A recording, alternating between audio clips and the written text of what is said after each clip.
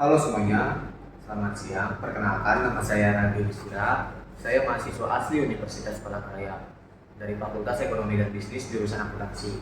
NIM saya yaitu 2330 20 30 30 200. Saya itu asli orang Kalimantan ya teman-teman. Cuma saya tinggal di sini kan sudah hampir 18 tahun. Cuma bapak saya itu orang Jawa, mama saya orang Dayak. Jadi saya orang campuran. Cuma saya tinggalnya di Kalimantan Tengah, tepatnya di Kota Palangkaraya. Alamat saya yaitu di Jalan Kutai Induk nomor 81B. Di sini saya akan membahas mengenai pengertian metode harga pokok pesanan. Sebelum itu kita harus tahu dulu ya apa itu metode harga pokok pesanan. Jadi simpelnya metode harga pokok pesanan itu adalah cara perusahaan menghitung biaya produksi berdasarkan setiap pesanan yang dibuat pelanggan. Artinya setiap pesanan itu dihitung secara terpisah, mulai dari biaya bahan baku, biaya tenaga kerja, dan biaya operasional pabrik. Nah, contohnya biaya bahan baku itu bisa dilihat ya teman-teman.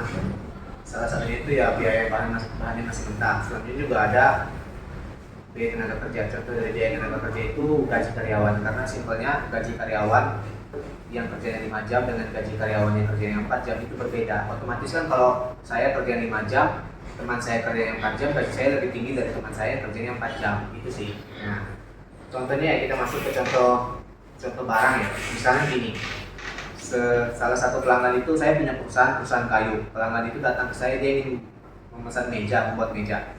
Satu satu meja ya contohnya. Nah, biaya untuk membuat satu produksi meja itu contohnya biaya bahan bakunya 1 juta, biaya tenaga kerjanya yaitu misalnya 500.000 dan biaya operasional pabriknya 500.000, totalnya kan 2 juta. Nah, kita tahu untuk memproduksi satu meja itu kita perlu sekitar 2 juta rupiah. Satu perusahaan itu mengeluarkan 2 juta rupiah. Artinya perusahaan nggak mungkin menjual satu meja itu kepada pemesan itu harganya 2 juta, harus lebih.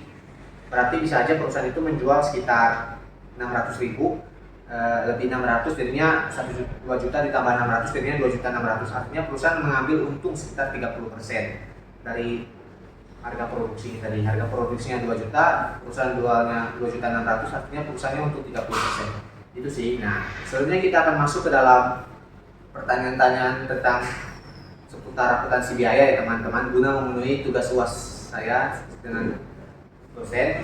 Untuk untuk jawabannya akan bisa dilihat di video selanjutnya. Dadah, terima kasih. Baik, selanjutnya kita masuk ke pertanyaan-pertanyaan ya. Tadi kan sudah tahu kan apa itu pengertian metode harga pokok pesanan ya. Selanjutnya kita masuk ke pertanyaan-pertanyaan penting ya. Kita mulai dari pertanyaan pertama ya. Nah, jadi pertanyaan pertama itu, jadi di sini pertanyaan itu terbagi jadi 6 poin ya. Bisa dilihat di slide ini saya lingkarin. Ada 6. Pertanyaan pertama tuh, jadi saya itu diminta menjelaskan mengenai siklus pembuatan produk dan siklus akuntansi biaya melalui analisis pengertian saya sehingga lebih jelas. Jadi di sini saya akan menjelaskan mengenai pengertian tersebut menggunakan pemahaman saya. Nanti juga saya akan pakai contoh yang menjelasinya. Nah, selanjutnya saya juga diminta menjelaskan karakteristik metode harga pokok pesanan dan manfaatnya. Yang ketiga, kita akan menjelaskan mengenai prosedur yang berkenaan dengan prosedur bahan baku, prosedur biaya tenaga kerja, prosedur overhead pabrik, dan jurnal-jurnal apa saja yang diperlukan dari ketiga prosedur itu. Jadi itu ada 3 prosedur ya. Nanti saya pakai contoh yang menjelaskan jurnal-jurnalnya, contoh soal ya. Selanjutnya yang pertanyaan keempat itu kita kan posisinya kita sudah tahu nih manfaatnya dari pertanyaan kedua kan manfaat informasi harga pokok pesanan. Nah, selanjutnya kita diminta menjelaskan formula-formula yang menentukan harga jual yang akan dibebankan kepada pemesan. Pertanyaan kelima yaitu formula-formula apa saja yang menentukan untuk memantau realisasi biaya produksi. Nah, pertanyaan kelima dan keenam ini sama ya. Mereka minta formula juga, cuma yang di pertanyaan keenam itu dia minta formula-formula apa saja yang menentukan untuk menghitung laba rugi tiap pesanan dan diminta menjelaskan. Oke, selanjutnya kita masuk ke pertanyaan pertama ya. Tadi kan pertanyaan pertama itu diminta menjelaskan mengenai siklus pembuatan produk dan siklus akuntansi biaya melalui analisis pengertian saya. Kita mulai dari siklus pembuatan produk. Jadi, siklus pembuatan produk adalah proses mulai dari ide hingga produk jadi. Tahapannya meliputi riset dan pengembangan, perencanaan produksi, pengadaan bahan baku, produksi, pengendalian kualitas, hingga distribusi produk ke pasar. Misalnya, dipakai contoh ya, sebuah perusahaan ingin memproduksi kue coklat. Awalnya, tim riset mencari resep terbaik, lalu tim produksi merencanakan bahan baku seperti tepung, gula, dan coklat. Setelah bahan baku dibeli, Kue dibuat di pabrik dan diuji kualitasnya untuk memastikan rasa dan bentuknya sesuai, dan akhirnya didistribusikan ke toko untuk dijual kepada konsumen. Nah, di sini kan pertama kan kita mencari bahan baku kan. Simpelnya perusahaan itu mencari bahan baku itu yang paling murah ya. Kalau yang saya tahu itu tuh paling murah tapi dan kualitas bagus. Makanya di sini dia mencari awalnya tim riset mencari resep terbaik, lalu tim produksi merencanakan bahan baku. Jadi pertama resep, terus mencari bahan baku yang paling murah dengan kualitas bagus. Nah, itu tadi siklus pembuatan produk. Selanjutnya kita ke siklus akuntansi biaya. Bisa dilihat sini saya pakai contoh jadi yang kue coklat ya. Bisa dilihat. Siklus akuntansi biaya adalah proses mencatat dan menghitung biaya yang dikeluarkan selama produksi. Biaya ini meliputi bahan baku, tenaga kerja, dan biaya operasional. Contohnya ya kue coklat tadi. Nah, untuk membuat kue itu perusahaan itu memerlukan bahan baku ya, bahan mentahnya itu sekitar 50.000. 30.000-nya untuk menggaji karyawannya dan tenaga kerja, dan 20.000-nya untuk biaya operasional, listrik dan gas. Ya bisa juga kendaraan ya untuk mendistribusikan. Setelah itu modal untuk membuat satu kue itu 100.000. Kan nggak mungkin perusahaan itu menjualnya 100.000 di akuntansi, karena namanya akuntansi itu kan memaksimalkan keuntungan. Jadinya perusahaan itu harus menjual kue itu di atas 100.000. Nih, seperti di gambar. Ini siklusnya seperti ini. Cuma saya menjelasinya dari kanan ya, dari di sini. Nah, perusahaan kan nggak mungkin menjual 100.000. Akhirnya dia menjualnya berapa? 150.000. Artinya perusahaan untung berapa? Sekitar 50% dari modal awal. Jadi 150.000. Akhirnya siklus ini membantu perusahaan mengolah perusahaan itu mendapat keuntungan yang lebih efisien ya. Dari modal 100 dia jual 150.000, artinya kan dia untung. Itu untuk pertanyaan, itu untuk jawaban pertanyaan pertama. Jadi ini jawaban untuk pertanyaan pertama. Saya menjelaskannya pakai contoh ya. Selanjutnya kita masuk ke pertanyaan kedua. Nah, pertanyaan kedua tadi kan jelaskan karakteristik metode harga pokok pesanan dan manfaatnya.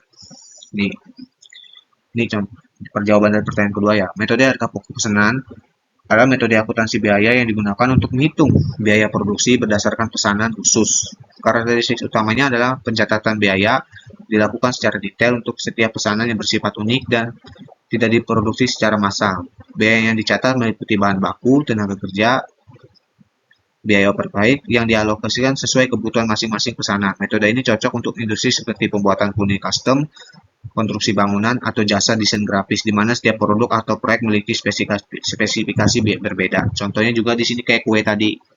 Kue tadi kan nggak mungkin kan perusahaan itu kayak contoh-contoh perusahaan ini nggak mungkin kan perusahaan itu membuat barang tapi nggak sesuai dengan pesanan, karena dampaknya kalau misalnya perusahaan itu bikin barang tapi nggak sesuai pesanan. Kalau misalnya kayak kue dibikin terus kue-kue itu akhirnya kan kue itu tadi tuh expired, akhirnya perusahaan rugi. Makanya ada namanya metode harga pokok pesanan seperti yang contoh-contoh tadi di bagian pembuatan furniture custom, konstruksi bangunan. Nah, sebagai contoh ini perusahaan kayu ya, perusahaan mebel menerima pesanan kursi custom dari pelanggan. Untuk pesanan tersebut biaya bahan baku, kayu dan lain-lain ada 1 juta, tenaga kerja 1.500.000, dan operator pabrik 2 juta.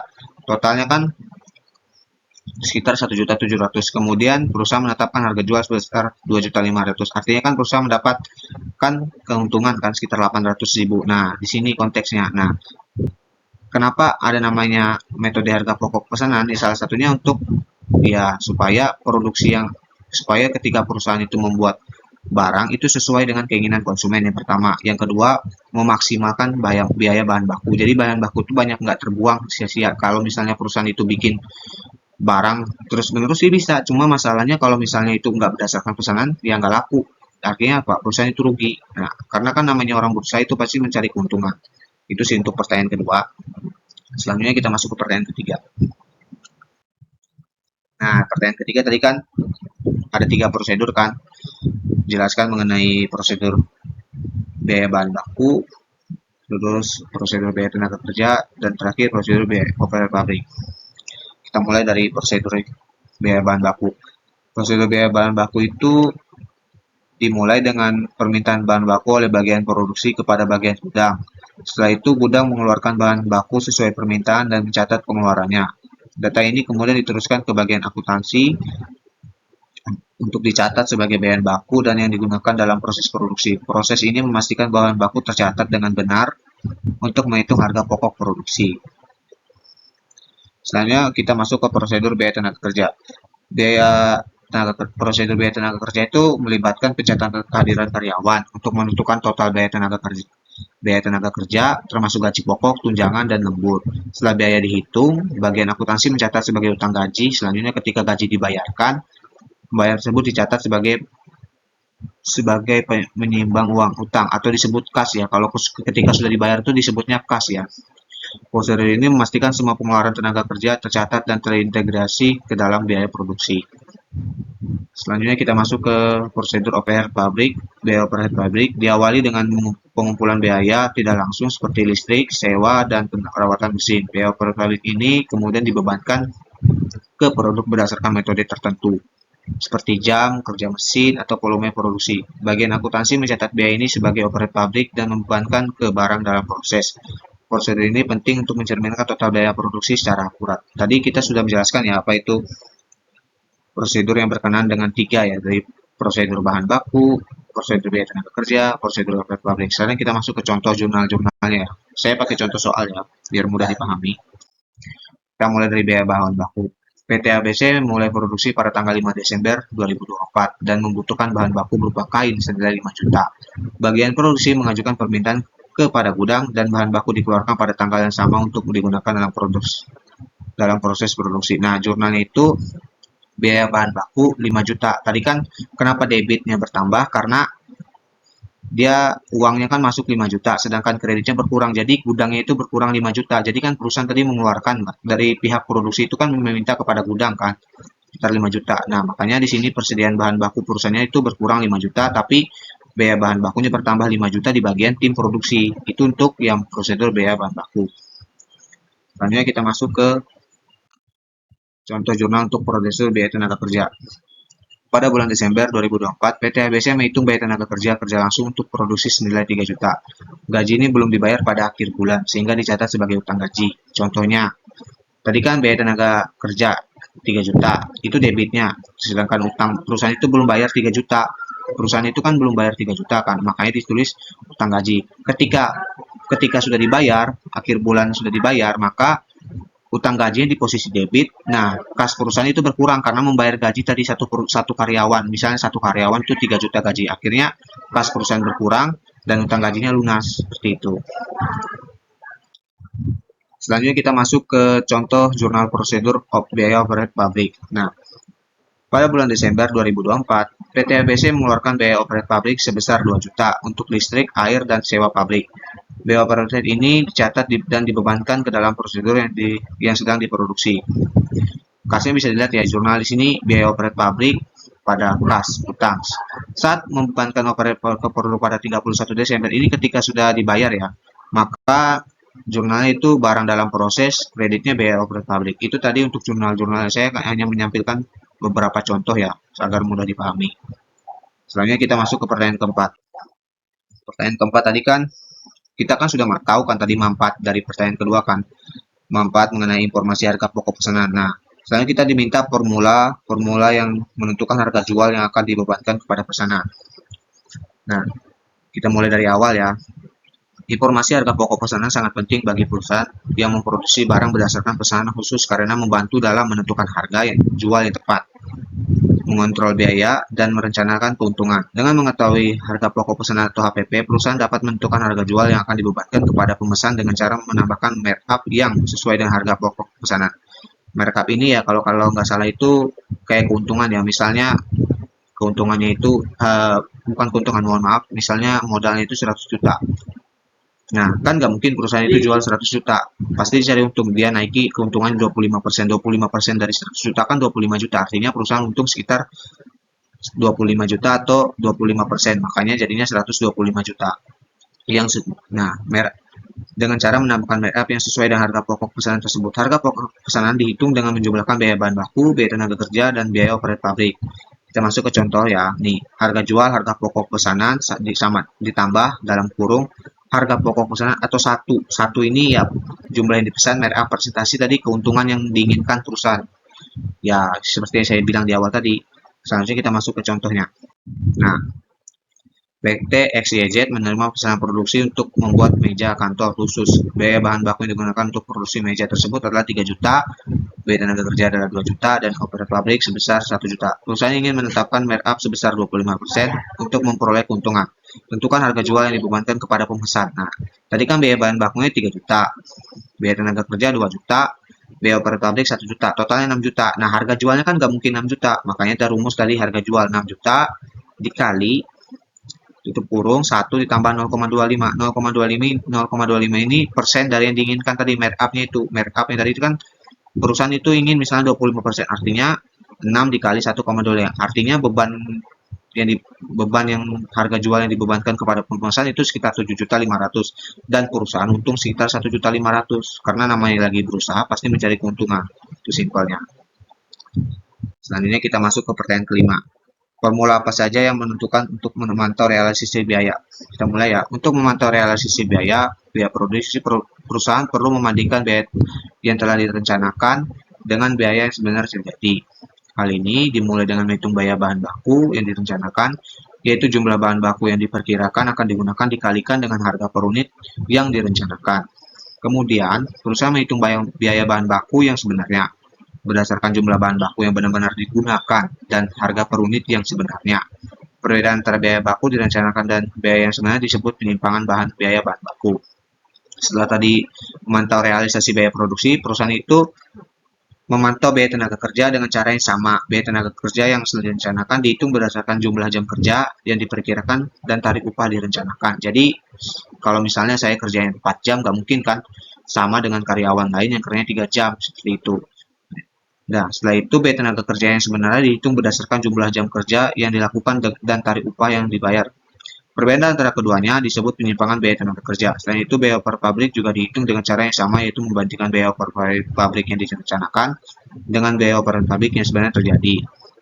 Nah, akhirnya perusahaan menghitung penyimpangan total biaya produksi yang merupakan selisih antara total biaya yang direncanakan dalam kurung biaya bahan baku, tenaga kerja, dan overpaying dengan total biaya yang sebenarnya.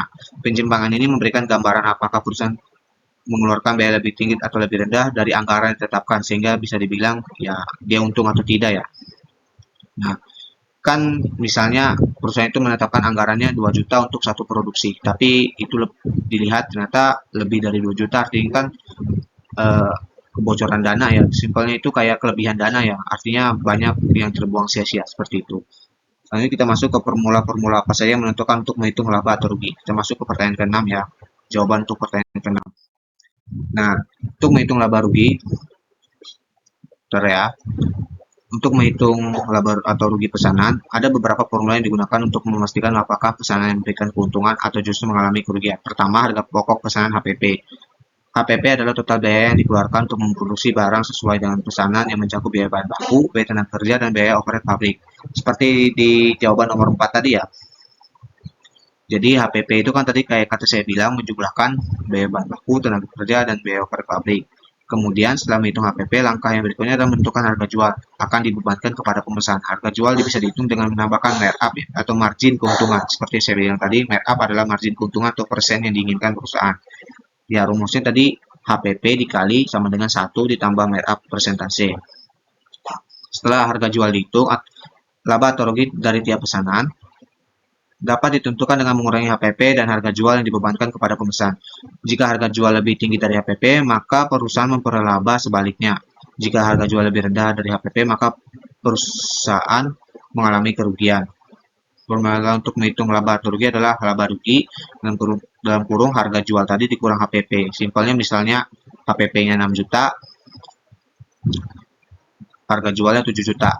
Artinya kan 7 juta dikurang 6 juta itu artinya 1 juta. Artinya perusahaan untung 1 juta karena harga jualnya lebih tinggi dari HPP-nya. Artinya perusahaan untung, seperti itu. Ya, demikian yang bisa saya sampaikan. Mohon maaf jika presentasi saya banyak kurangnya karena saya masih belum terlalu mengerti ya, tapi saya berusaha. Terima kasih semuanya. Mohon maaf jika banyak salah kata. Sekian dan terima kasih.